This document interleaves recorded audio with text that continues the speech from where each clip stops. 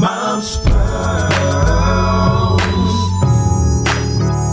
Mom's Pearls. Mom's Pearls. Mom's Pearls. Mom's Pearls. Welcome to all of our new family and friends joining us. We are so excited to have you with us today.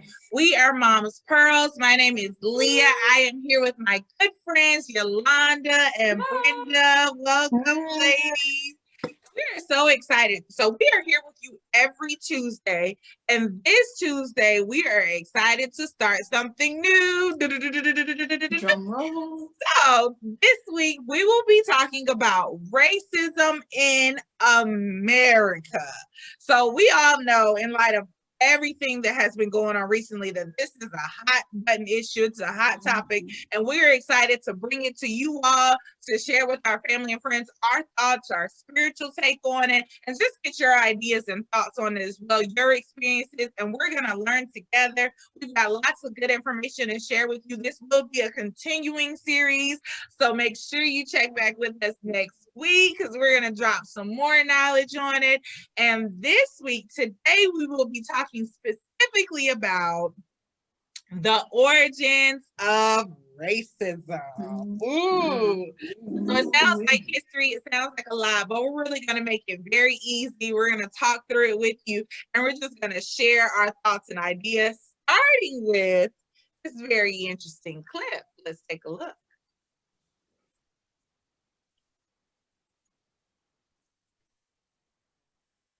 Good evening. I'm Senator Tim Scott from the great state of South Carolina. We just heard President Biden's first address to Congress. Our president seems like a good man. His speech was full of good words, but President Biden promised you a specific kind of leadership. He promised to unite a nation, to lower the temperature, to govern for all Americans, no matter how we voted. This was the pitch. You just heard it again. But our nation is starving for more than empty platitudes.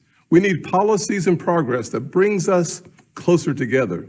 But 3 months in, the actions of the president and his party are pulling us further and further apart. 100 years ago, kids in classrooms were taught the color of their skin was their most important characteristic. And if they looked a certain way, they were inferior. Today, kids are being taught that the color of their skin defines them again. And if they look a certain way, they're an oppressor. From colleges to corporations to our culture, people are making money and gaining power by pretending we haven't made any progress at all, by doubling down on the divisions we've worked so hard to heal. You know this stuff is wrong. Hear me clearly. America is not a racist country. So we've got a lot to get into. I'm just going to leave it with America is not a racist country. I know I feel a way about it. I'm going to let you ladies speak on how you feel about it. Yolanda, before we get too heavily into it, why don't you take us back to the beginning and give us some foundation so we can get to where he's at and how we all feel how we feel. Go ahead, girl. Well, I just want to ask him, if America is not a racist country, then what is it? What is it indeed?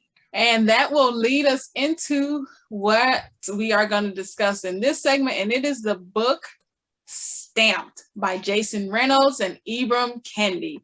So we have been reading this book together, and it is not another history book. He starts the book out, and I believe it's the first entire page and a half. He said, this is not another history book. It is a book of history, and it was written for high school students, grades 9 through 12. So the reading is very easy, it's understandable, and there are more companion products out there for it as well. If you do a Google search, you'll find curriculum the teachers have created that's out there on Google. You can use it to follow along with this book, because it's not another history book. This book has been giving us the other side of what we were taught in school. We were taught the good things about Thomas Jefferson and the good things about the NAACP. And as somebody once told me, that no matter how thin a piece of paper is, it still has two sides. And he is giving the other side of that piece of paper in this book called Stamped.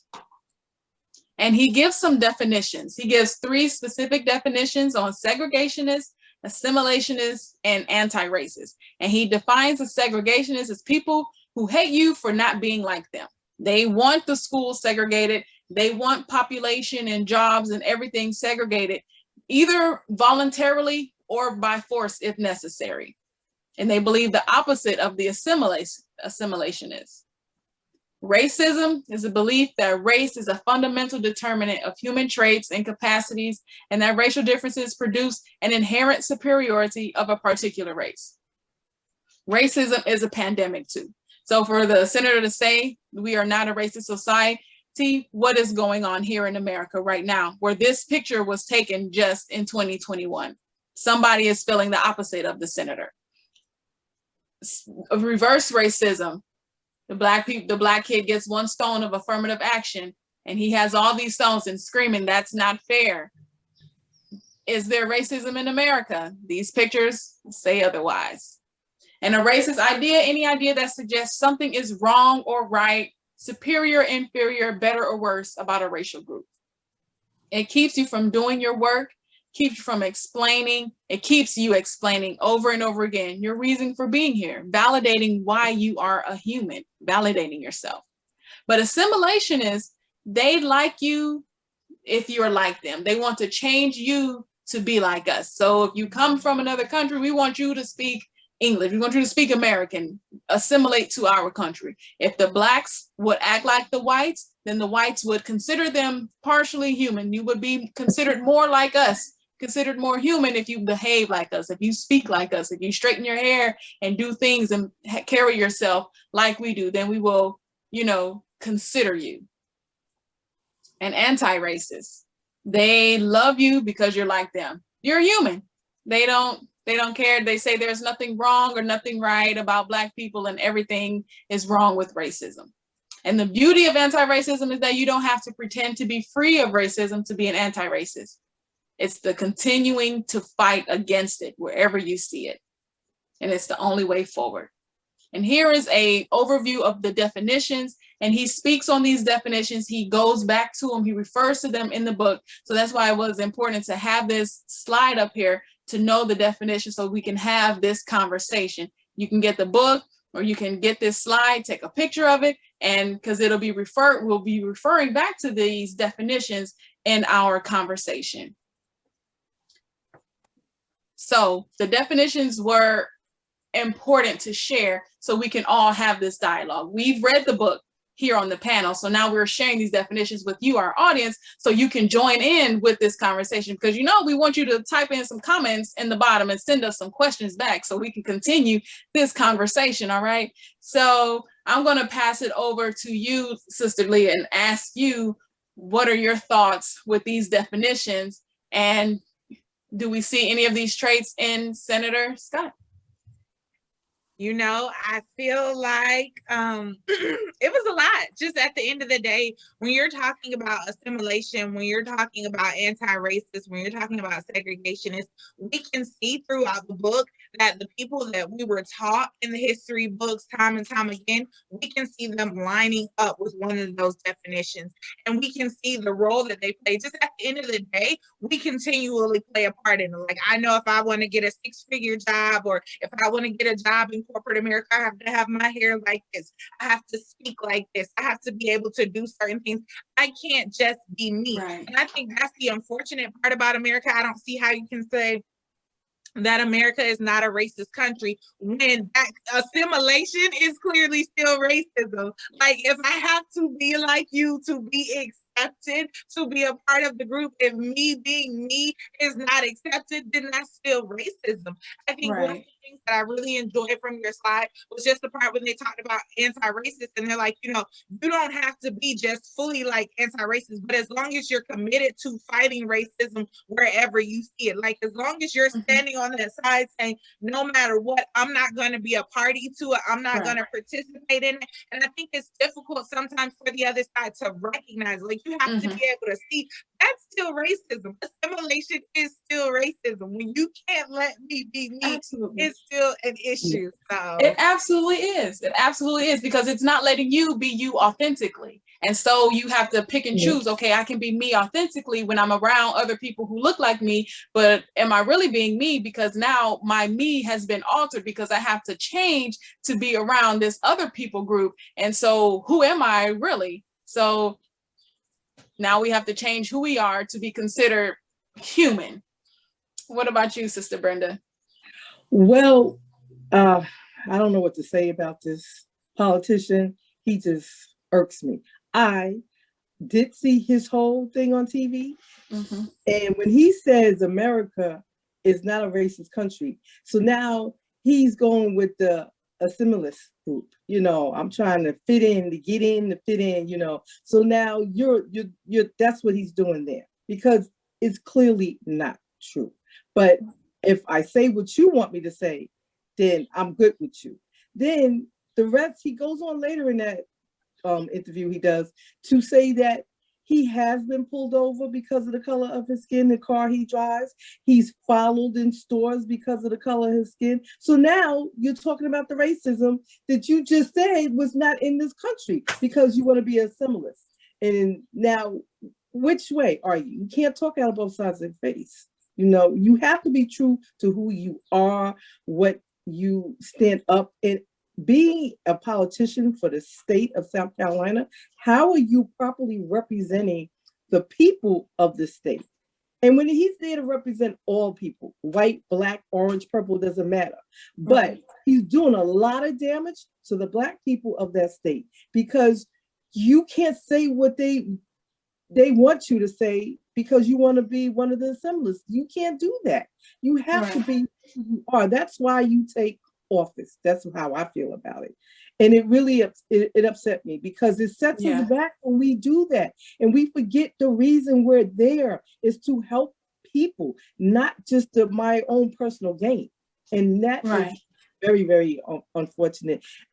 When I saw that night, I almost slid off the couch. I'm like, what in the world is going on? Yes, because the definition of racism is putting one race superior to another. And I'm going to tie that into my scripture that I have today, which is Romans chapter 2, verse 11. And it says, there is no partiality with God. There is no partiality with God. He's not looking at the color of your skin and say, oh, this skin color is superior to this other skin color. So we as believers, we are not looking at people's skin color to determine, to judge whether they are worthy of our love, worthy of our respect. Because we look at people through God's eyes. We look at them with love. So we see all with love. And as Christians, if there is no racism, why is there one race superior? Why is he still being followed through the store? Why is he getting pulled over? Why? That's the big question, why? So we are going to turn this over, because this is such a heavy topic, and we said, we can keep going. We're going to break this up a little bit with our health pearl. Come on in, Sister Jonelle. Thank you. Yes. Hi, ladies. Thank you so much for having me. So you've probably heard this growing up, that an apple a day keeps the doctors away. Well, today's Health Pro, we are going to be discovering why nutrition-packed apples may indeed keep the doctors away. So from Red Delicious to Granny Smith, apples are tasty and a convenient way of adding nutrients to our diet. So here, guys, I have 7 outstanding health benefits of apples. The first one is apples may lower high cholesterol and blood pressure. 2, eating foods with fiber, including apples, can aid digestion. 3, apples can support a healthy immune system. 4, apples are diabetes-friendly fruit. 5, the antioxidants in apples may play a role in cancer prevention. 6, eating apples can support healthy weight loss. And 7, apples may help prevent Alzheimer's disease. So Ooh. I was able to find a rhyme, originated in Wales, about 150 years old, and it says, "Eat an apple on going to bed, and you will keep the doctor from making his bread." So I ran to the store, got me some Granny Smith apples. So here I got my apple slices with a side of peanut butter. Super, super delicious and super healthy. So I'm going to go ahead and hand it back over to you ladies while I eat this very nutritious and delicious snack. All right, guys, see you later. Enjoy. Ooh, wasn't that great to know? I didn't know apples did so Yes. much. And that is Yes, one of me my either. favorite snacks, peanut butter and apples too. So I want some. Oh, thank you so much, Janelle. So ladies, Mhm. this can be I exhausting. know, right?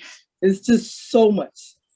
But a thought came to my mind because I read something and it was like, when was the first time you realized you was Black? That's one question I have for you. And then what the impression that you got from the book, and tying it in and realizing you're Black, and what this book opened your eyes to. This book opened my eyes to a lot of things that I didn't necessarily think of like that. He covers a lot from Yes. all the yes. different centuries. And he taught me things where I'm like, okay, so I'm gonna look at these people in a different light now. Because basically we were taught what they want us to know. We wasn't taught the whole truth about these people and how they are part of racism. They make them look great, but they're not all of that, So that was another thing. And I'm so thankful that he wrote this book because, I'm going to look at a lot of things in a different way now, or my eyes are more open.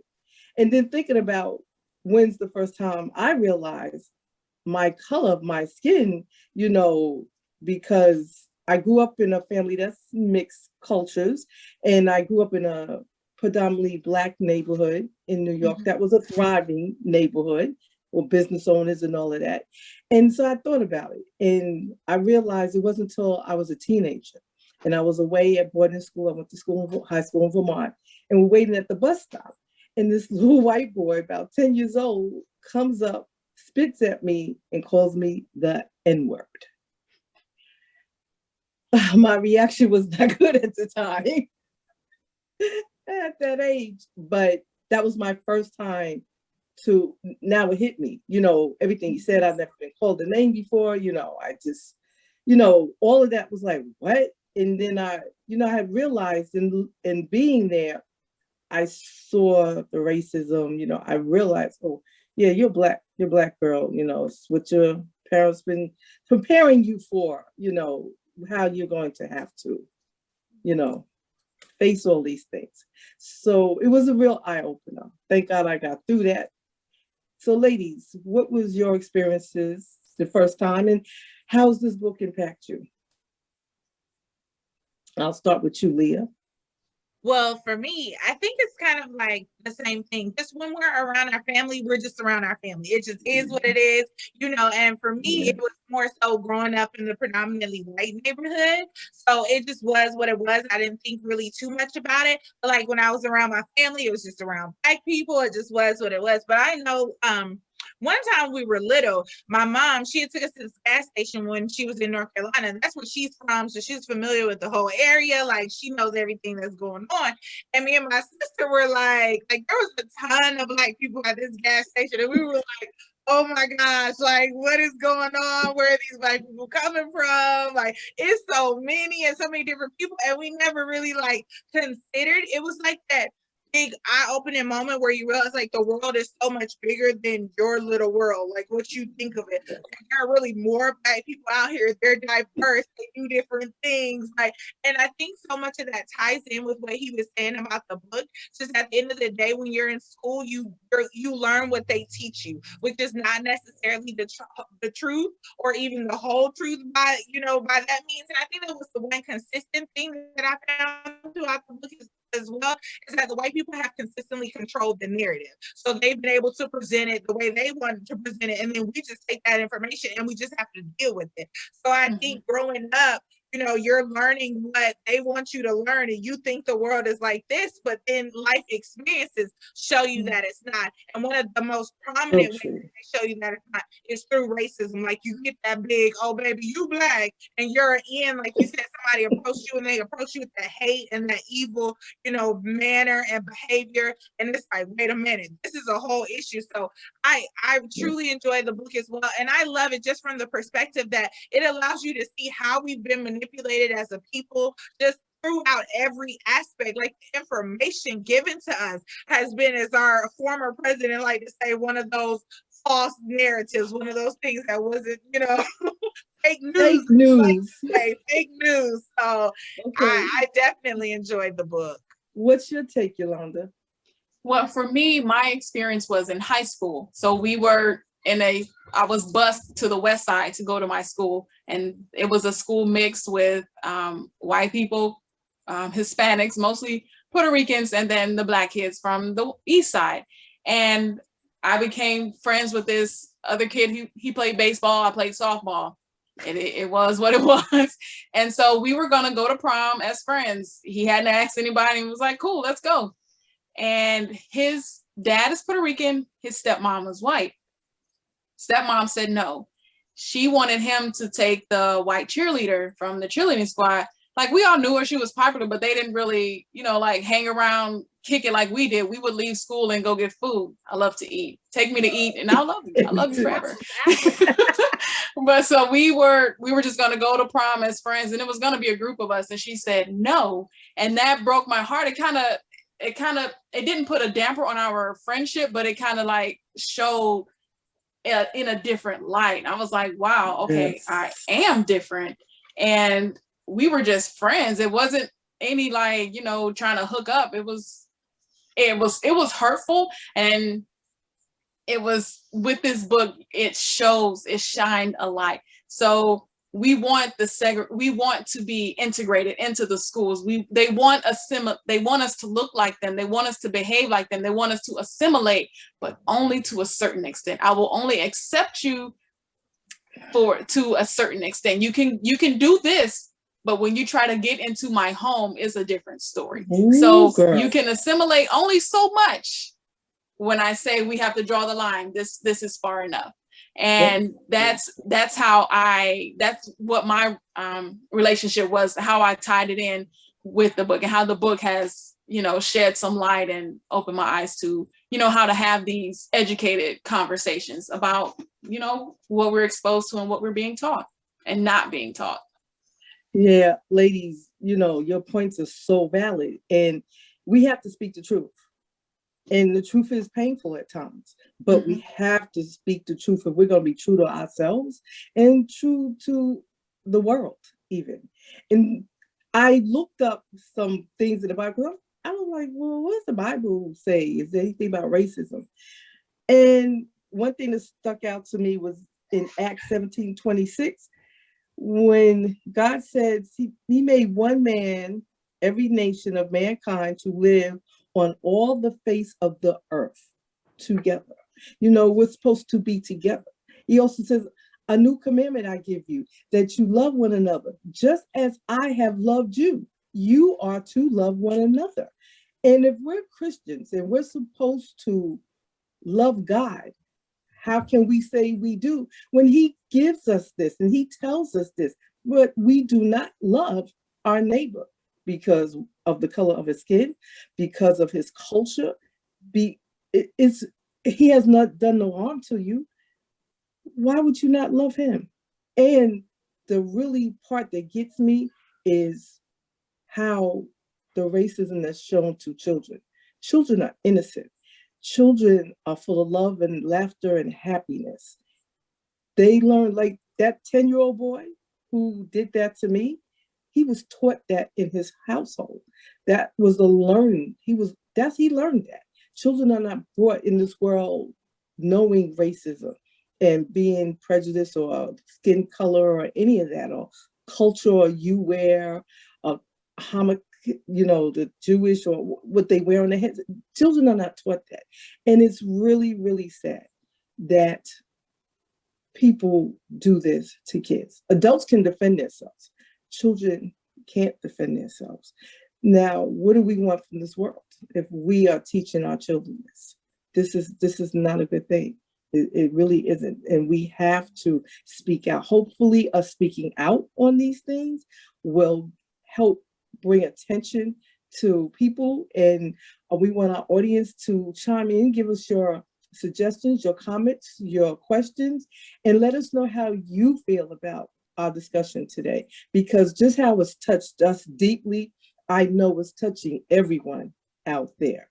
And we will really like to know how you feel. And maybe you can give us an idea, shed a light on something that we haven't spoken about. So ladies, thank you for your time and your thoughts. It's been amazing. I'm so glad that we have read this book. I have enjoyed it as well. I thought it was amazing. And just to kind of follow up quickly on what you were saying about kids, it reminds me of a conversation that I did with my dad and my children. Because, so often, just because in light of everything that's been going on, it's a heavy topic. So we were trying to figure out exactly if it was something that you could talk to children and how really you presented this information to children. Because like you said, that is so taught. Like it's an upbringing, it's inherent. We believe we're better. We feel this type of way. So anyway, I had 100%. my daughter there and she's 7. And I was just trying to ask her, I was like, are there any Black people in your class? And, even though she's virtual, she does go in school 2 days a week. And she was like, no, mommy, we don't have any Black people in our class. And I was like, you don't? And we were standing by our stove and our stove is Black. She was like, no, we don't have anybody Black like our stove. We don't have anybody Black in our class. And I was like, well, are you Black? And she was like, no, I'm not Black. And I was like, oh, okay, well, what are you? And she was like, well, I'm kind of like brown. And I had my dad on the phone to hear it. I'm like, and I was like, was your brother brown? She was like, yeah, he's a little brown, and the twins are more brown or less brown. And so I'm just like, kids, they're so innocent. The innocent. Yes. Look at it like they're just like, that's my friend, that's my family, it is what it is. I'm not thinking about, so it's just the evilness that's in us as adults that we would pour that into our children and raise them like that, and I just love the scriptures that we use today. It is so important that as believers, we continue to recognize racism and we continue to stand against it. And I mean, stand strongly against it. So I just want to remind you guys to join us next week for part 2. We are super excited to be continuing this wonderful topic. Please make sure you're leaving stuff in the comments. Your thoughts when you first knew you were Black. Don't hesitate to pick up the book. It is amazing. We want you guys to join in on the conversation. And we're also going to have something that we're talking about, a call to action. So this series, we're not going to leave without giving you guys a call to action. So our call to action this week is to vote, vote, vote, vote, vote. So here where I am, we are in the middle of early voting for a judge seat. And we all know in reading this book and just in everything that we experienced with the last election, that it really isn't, the big elections are huge, but the smaller elections are just as important, if not more. Absolutely. So we want you guys to do some research, do your homework, participate with us, look and make sure you're not missing a local election, a city, a county, anything like that. And if you're in the middle of one, go and vote. It is so important that you participate each and every time because your voice matters, and it is important that we are counted because we have to stand up for ourselves. We have to make sure our voices are heard. We have to make sure they see and hear us because it's our lives that are at stake, and it's our lives that really and truly do matter. So we are excited. Thank you, ladies, for your participation. I cannot wait to continue this with you next week. Yes. And just to make sure that everybody out here comes back next week, we will be talking about who the first racist was. You think you know? You probably know? No idea. So just make sure as you come on back with us, remember, we are Mom's Pearls and we discuss life's questions. Have a great week. Bye, ladies. Mom's Pearl.